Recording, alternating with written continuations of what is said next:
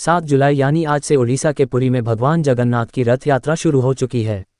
हर साल आषाढ़ माह में शुक्ल पक्ष की द्वितीय तिथि से इस रथ यात्रा का आयोजन होता है। इस दौरान भगवान जगन्नाथ अपने बड़े भाई बलराम और बहन सुभद्रा के साथ रथ पर विराजते हैं। सनातन धर्म में जगन्नाथ रथ यात्रा का बहुत ही खास महत्व है। मान्यताओं के अनुसार रथ यात्रा निकालकर भगवान जगन्नाथ को प्रसिद्ध गुंडिचा माता मंदिर पहुंचाया जाता है, जहां भगवान 7 दिनों तक आराम करते हैं। इस दौरान गुंडिचा माता मंदिर में खास तैयारी होती है और मंदिर की सफाई के लिए इंद्रद्युम्न सरोवर से जल लाया जाता है। इसके बाद भगवान जगन्नाथ की वापसी की यात्रा शुरू होती है। इस यात्रा का सबसे बड़ा महत्व यही है कि यह पूरे भारत में एक पर्व की तरह निकाली जाती है। भगवान जगन्नाथ रथ यात्रा आषाढ़ शुक्ल पक्ष की द्वितीया को प्रारंभ होती है। 7 जुलाई यानी आज से भगवान जगन्नाथ की रथ यात्रा शुरू हो चुकी है।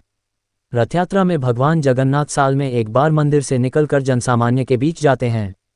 रथ यात्रा में सबसे आगे ताल ध्वज होता जिस पर श्री बलराम होते हैं, उसके पीछे पद्म ध्वज होता है जिस पर सुभद्रा और सुदर्शन चक्र होते हैं, और सबसे अंत में गरुड़ ध्वज पर श्री जगन्नाथ जी होते हैं जो सबसे पीछे चलते हैं। आखिर क्यों भगवान जगन्नाथ अपनी मौसी के यहाँ ठहरते हैं? पद्म पुराण के अनुसार भगवान जगन्नाथ की बहन ने एक बार नगर देखने की इच्छा जताई। तब जगन्नाथ और बलभद्र अपनी लाडली बहन सुभद्रा को रथ पर बैठाकर नगर दिखाने निकल पड़े। इस दौरान वे मौसी के घर गुंडिचा भी गए और यहाँ 7 दिन ठहरे।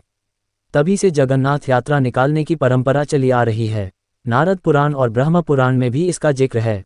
मान्यताओं के मुताबिक मौसी के घर पर भाई बहन के साथ भगवान खूब पकवान खाते हैं और फिर वह बीमार पड़ जाते हैं। उसके बाद उनका इलाज किया जाता है और फिर स्वस्थ होने के बाद ही लोगों को दर्शन देते हैं। जगन्नाथ रथ यात्रा की महिमा। भगवान जगन्नाथ की मुख्य लीला भूमि उड़ीसा की पुरी है। पुरी को पुरुषोत्तम पुरी भी कहा जाता है। राधा और श्री कृष्ण की युगल मूर्ति के प्रतीक स्वयं श्री जगन्नाथ जी हैं। यानी राधा कृष्ण को मिलाकर उनका स्वरूप बना है और कृष्ण भी उनके एक अंश हैं।